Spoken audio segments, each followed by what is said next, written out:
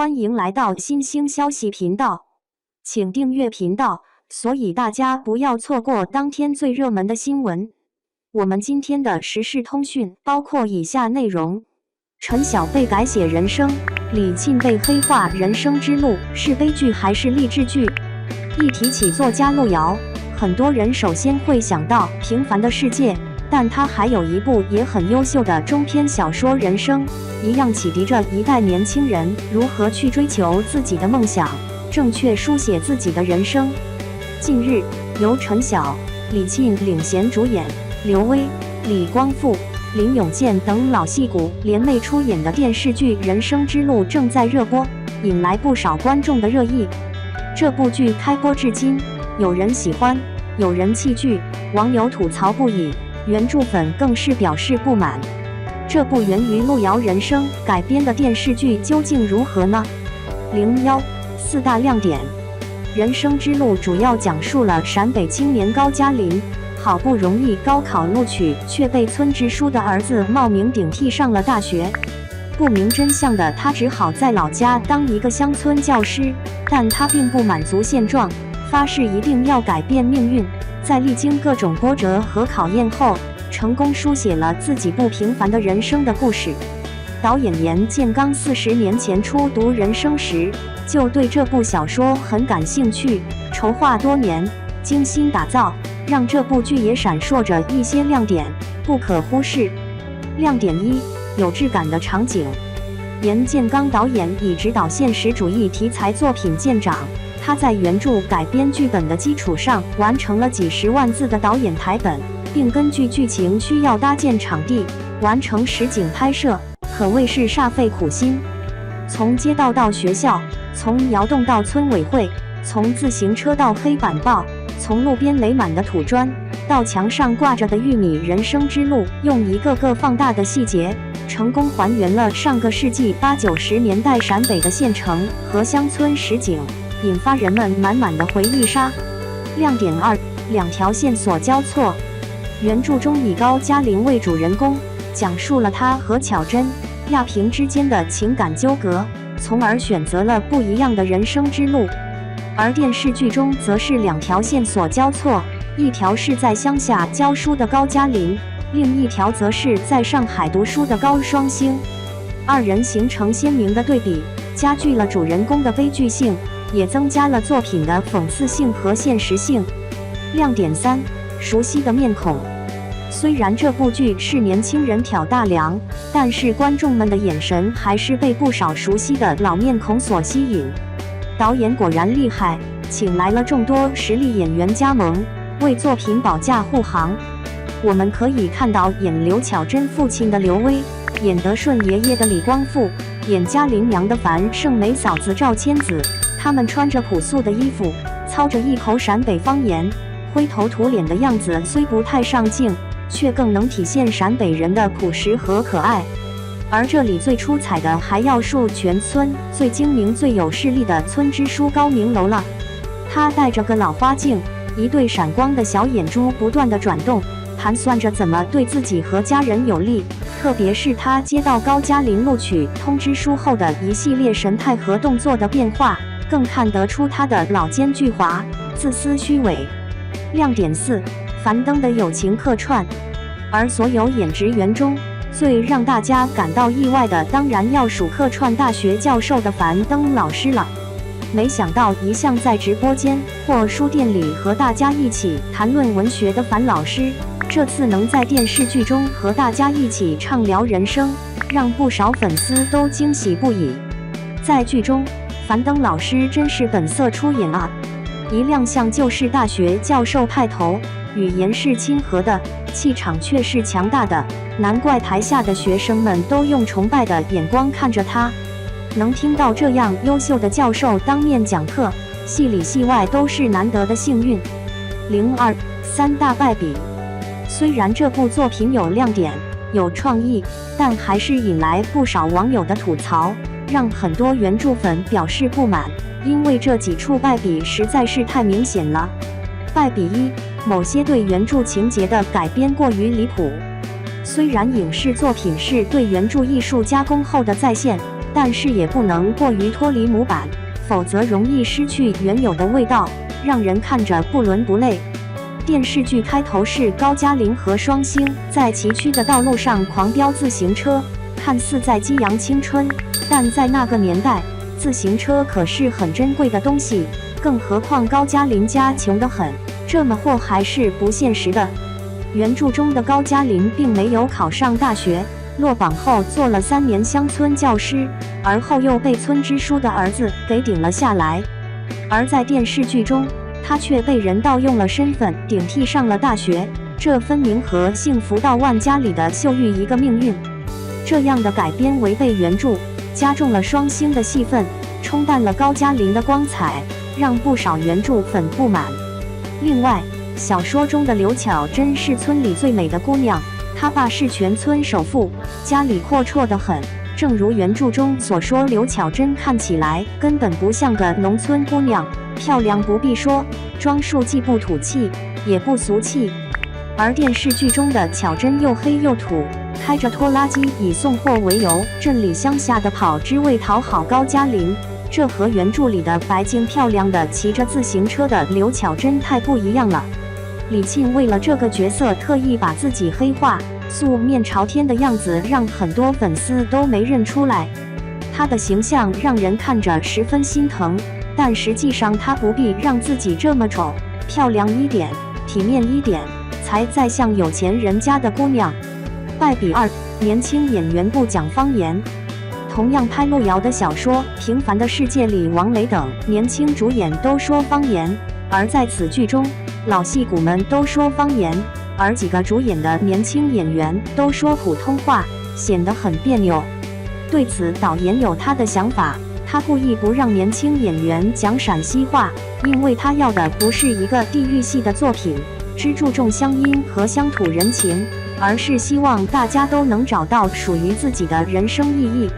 年轻人代表着希望，长大以后会和外面的世界多接触，讲方言会与不同的环境有违和感。但是现实中的我们，既会说普通话，也会说家乡话，特别是在家里和父母、邻居聊天的时候，用方言更有亲切感。而此剧中，家人对话时，父母用浓重的方言，而孩子却操着一口流利的普通话，让人瞬间出戏。怎么看这家人也不十分和谐，人物也缺少代入感。败笔3，年轻演员没有代入感。这部剧的主演是几个年轻演员，但是他们的表演太青涩，一看就是现在年轻人的感觉，动不动就大喊大叫，过于直白和急躁地表达自己的思想情感，缺少真正的时代感。陈晓的语言表达和过去的偶像剧台词语调相似，而他的形象、气质和原著中的高加林相比，也少了一些倔强和自信，和周礼京版的高加林相比天壤之别。细节处理得太粗糙，根本没有把人物的特点鲜活地呈现出来。如果让黄轩演高加林，一定会比陈晓很合适和受欢迎。而李沁饰演巧珍形象过于黑化，不及原著中的漂亮可爱，表演也过于直白，缺少一种含蓄美，眼神空洞，没有表达，更无法达到吴玉芳版的传神，都不及那个叫香香的小女孩，形象、气质、语言、心理都和一个村姑相匹配，更显得楚楚动人。王天辰饰演的高双星，刘润南饰演的张克南，还有张嘉倪饰演的黄亚萍，他们不像那个年代的孩子，衣着形象虽然属于80年代，但思想、语气、细节处理还是更接近现代的年轻人，这让观众缺少代入感，还不及唐曾演的马栓接地气，更像是当地农民的儿子。03年代剧的特点。